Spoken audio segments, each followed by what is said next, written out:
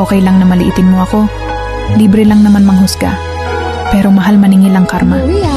Huwag kang mag-alala. Hindi ako makikipagtalo para patunayan ang sarili ko sa'yo. Ang panahon ang magsasabi kung sino ang talagang tama at kung sino ang nagkamali. Ang mga salitang binibitawan mo at ang paraan ng pagtrato mo sa kapwa, balang araw ay babalik din sa'yo. At ang taong pinipili mong maliitin ngayon, baka siya pa ang maging dahilan kung bakit mapapahiya ka balang araw. Hindi ako gaganti. Hahayaan ko lang ang buhay at ang tadhana na gumawa ng paraan. Ang tunay na sukatan ng tao ay hindi kung paano niya tratuhin ang nasa itaas, kundi kung paano niya igalang ang kahit sino, anuman ang estado nito.